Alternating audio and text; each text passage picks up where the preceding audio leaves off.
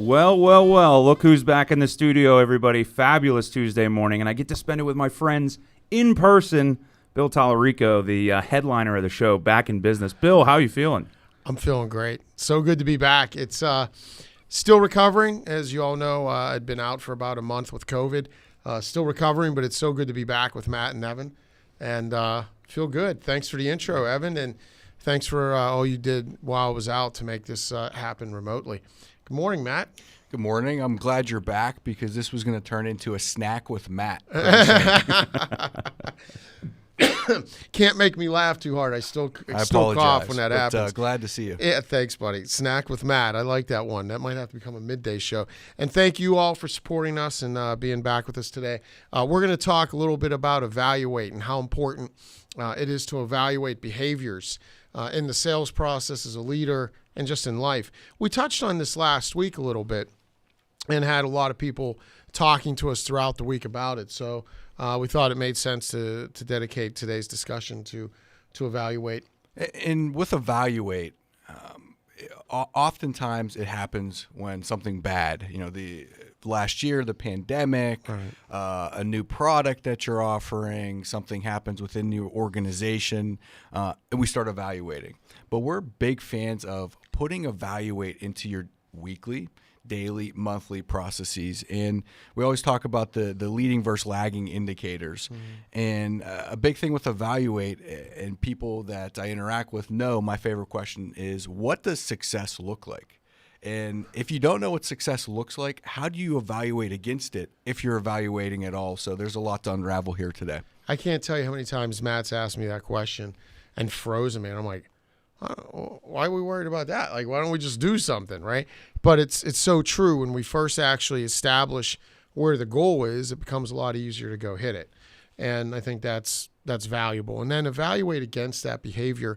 Is one of the things we've learned, when I say we, like everybody has learned from fighter pilots or helicopter pilots in the military, is they'll tell you the most important piece of the mission is the debrief. Mm-hmm. That's where the learning happens, right? So here we have pilots that are flying $1 million jets and putting their lives at risk and defending our nation. And for them, it's not the mission that's the most important. It's the debrief that comes after the mission that's the most important. So what can we learn from that? How do we apply that to our sales cycles and our life? And as Matt said, evaluate shouldn't just be, and evaluate is the last phase of our sales process. We think so highly of evaluate that we've actually carved out its own phase in our sales process that's very unique, because you don't find that in most processes. And the reason is it's where the learning takes place, and it shouldn't just be after a failure. Mm-hmm. Right? It's after successes as well. Correct. So that we understand what went well, what made us win. We always talk about one thing questions, Matt. Mm-hmm. And what's the one reason we won this deal? What's the one reason we lost it? But, evaluate doesn't just happen after a failure. It's extremely critical. And I think also what we want to pull in here is evaluating as a sales leader or as a leader in general. My second favorite phrase probably is you endorse what you tolerate. Mm-hmm. And so we have to take stock and evaluate, what are we tolerating in our organization that, in essence, is endorsing it. Yeah. So that's for sales leaders and leaders in general out there, the evaluation can go that way as well. Yeah, and endorse what you tolerate is something that applies to every aspect of our life, certainly as a sales leader or just as a leader. If somebody's showing up at 8:05 and they're supposed to be there at 8, and if you don't address it and you tolerate it, you've endorsed that behavior. Because what do? Come back to them a month later and be like, hey, you should be here at 8? The pattern's set, right? And then as a sales leader, if you have somebody that, accepts 90% of quota or 80% of hitting their quota, and we don't remedy that, and we don't start to make corrective action for that, we're endorsing that 80% of quota is okay. Last year, actually 1 year ago today, is when we started. 16th. Yeah. 1 year ago today is when we started 14 days to flatten the curve. It was a Monday. And it was, we started getting phone calls from our clients about, hey, we're in a bad place. We don't know what's coming. Can we pause our engagement? And we were scared. By the end of the week, we were scared. But, during that time, we thought about like, okay, where's this going, right? Mm-hmm. And over the course of that next week or two, we had to, like every other organization, we had to adjust our expectations for the year. And I looked at Matt and Ron, our other partner, and I said, I think we have to pull back our projections for 2020. And, I said, we're going to adjust our numbers down, by whatever percentage. And Matt looked at me and goes, I'm not signing up for that. So what do you mean? He goes, I'm not signing up for that. We set a goal, we're going to go hit the goal. And I was like, wow, how are we going to do that? But, if we actually, went out and kept fighting. But if we would have adjusted down and been like, okay, mediocrity is what we're shooting for now, then we're endorsing accepting mediocrity. So, as leaders, that's important to remember. Mm-hmm. So digging into salespeople a bit, asking some questions. We're big fans of questions here. So my first question is, are you getting the results that you want? Yeah. Yes or no? And if not, let's dig into it. Is it an effort? Or is it an effectiveness problem? Mm-hmm. Let's evaluate. There's a certain threshold of activity and effort that we need to have to be successful. That's why we're such big fans of scorecards, because a scorecard is our evaluation tool in many ways for the metrics in the activities. And to the scorecard, we like to lay out the revenue generating activities that are necessary for the week, right? So, how many meetings do I need? How many proposals do I need to submit? Whatever the metrics are, whatever the revenue generating, right? Whatever those revenue generating activities might be. And then, to Matt's point about effectiveness or effort, if you have the effort and at the end of the week, your scorecard looks great and you've hit all your numbers and you've hit all your metrics, but we don't have the results we want, then it helps us understand that maybe we have to get better, right? Then at that point, it's a proficiency problem.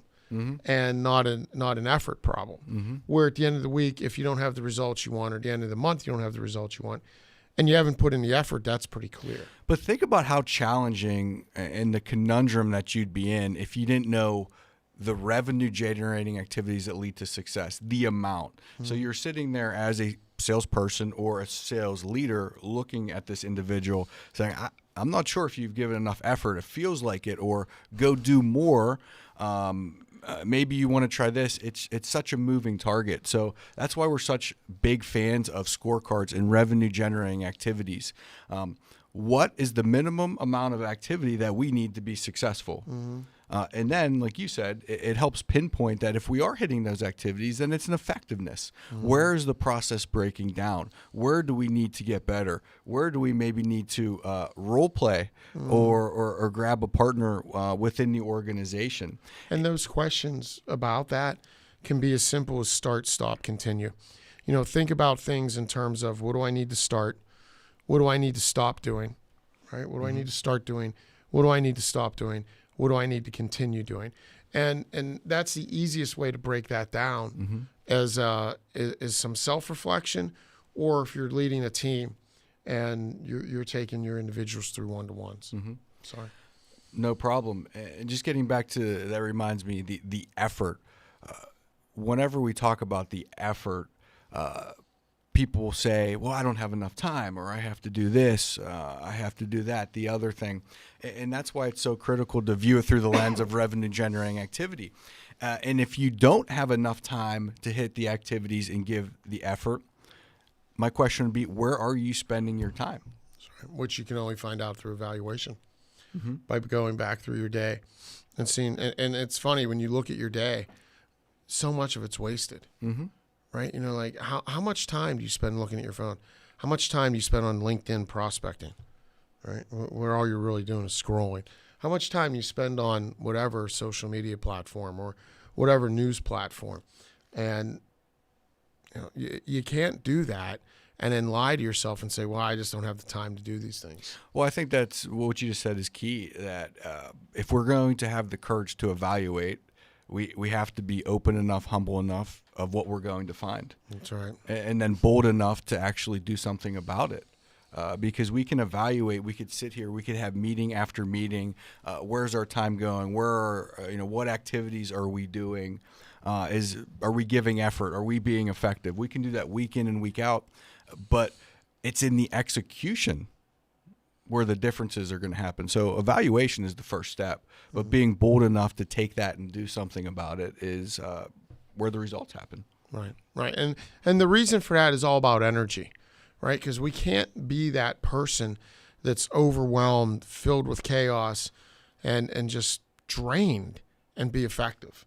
And that's the lowest state of energy. We need to be that person that's life-giving, that's energy-giving to others, whether they be our prospects, those we lead, or our peers and colleagues, because that's the individual that people want to be around. And if your energy's low, it's because we're doing the wrong things, right? We're not filling up the energy tank. We can control that.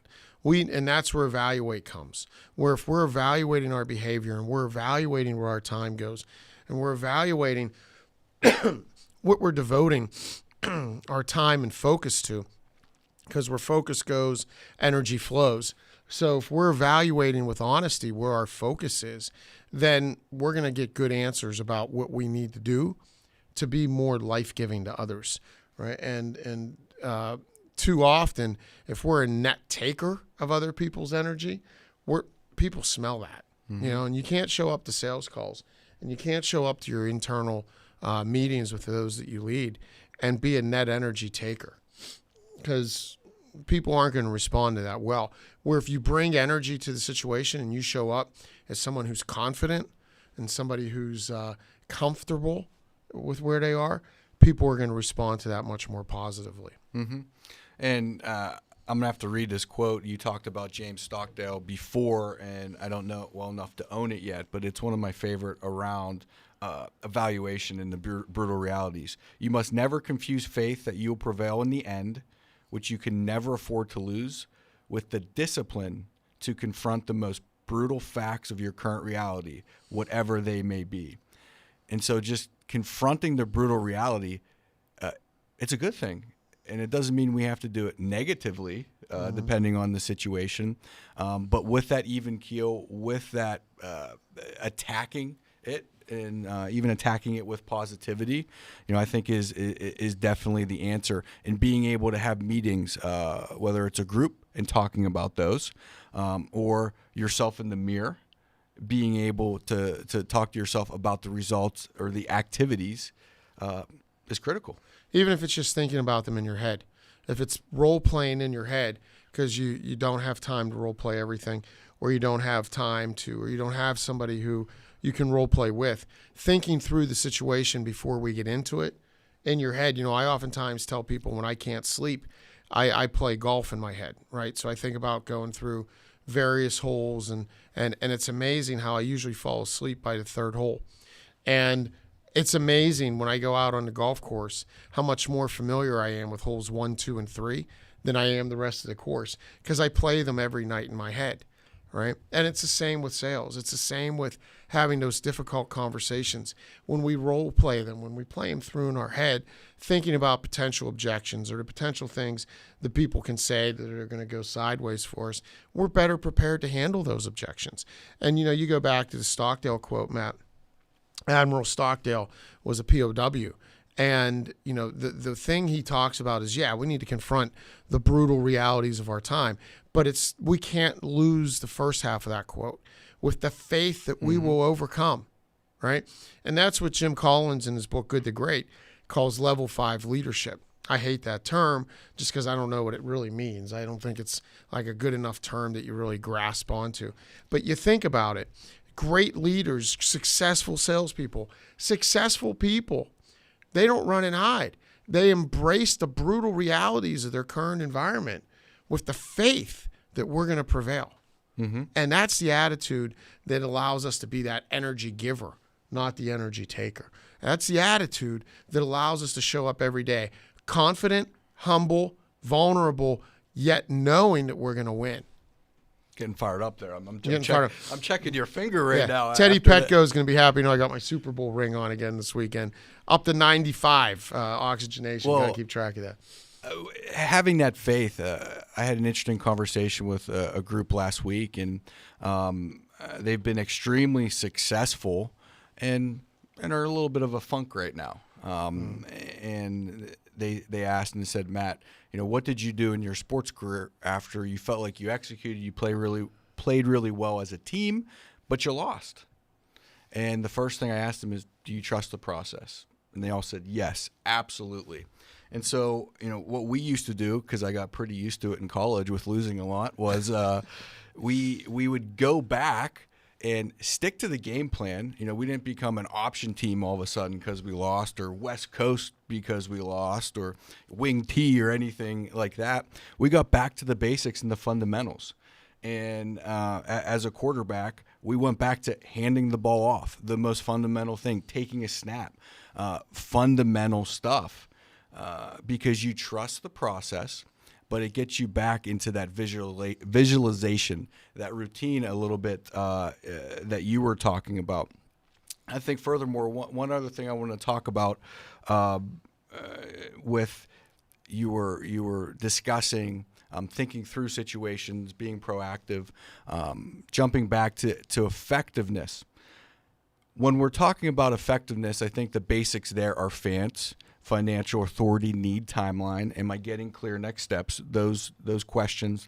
But also, am I slowing down to ultimately speed up the process? And am I living in discovery? And so many of those questions that you talked about were reminiscent of what happens if, right? If we're doing a little fear, uncertainty, and doubt, if we're being proactive, if we're slowing down right now and we're in a little bit of funk, asking those questions, what happens next? Walk me through your process from here. Being proactive, I'm finding, is a great way to make sure you're being effective, because we can all look at a sales cycle and evaluate and say, I could have said this, I should have said this, or they went cold. So I think so much of the effectiveness of selling is slowing down, being proactive, being in the moment, and controlling what you can control then, not when you leave, not when you're chasing with an email. So that was a lot, but I wanted to get that in. But a good point you made is what happens if. And, that's one of the things we oftentimes forget to do is plant that FUD, that fear, uncertainty, and doubt, and say, hey, what happens if we don't make a change, right? If we're working with somebody new, what happens if we don't address this problem? What happens if, you guys just keep doing things the way you've been doing them and you lose more money this year? It makes people face their own brutal realities. That's the beauty. That's the connection to the Stockdale paradox, right? That Admiral Stockdale talked about after being a POW. And what happens if you guys lose more money this year like you did last year and don't adjust the business model? That helps somebody. That's why we say sales is something we do for somebody, not to somebody. Because sometimes we're the only people that are going to hold the mirror up to these folks. So a lot to think about, right? Evaluate comes into play with how we're doing in the process, how we're doing with our time management, how we're doing with our relationships. Take a look at those things. Maybe it's one a day. But I talked last week about what if everybody today stopped and said, hey, am I being the best spouse I could be? And just took a little bit of an evaluation on there about the things you need to start doing to become a better spouse, stop doing, and continue doing. So you start thinking about how we apply this to the various aspects of our life. What kind of fruit will we get, right? One of my favorite, phrases or little isms is there's no garden if there is no gardener. And we can't get produce, we can't get fruit from an area that we're not going to take care of, from a garden that we're not going to take care of, and water and make sure it has nutrients. So for each aspect of our life that's important to us, do some evaluation and see what we need to start doing to make it better. What do we need to stop doing to sabotage? And then what do we need to continue doing that's going well? So think about that over the course of the week where it applies. And I think you'll see better results. Absolutely. All right. Good to be with you. All right, buddy. Good to be back. Thank you, everyone. Have a great week. Be safe. God bless.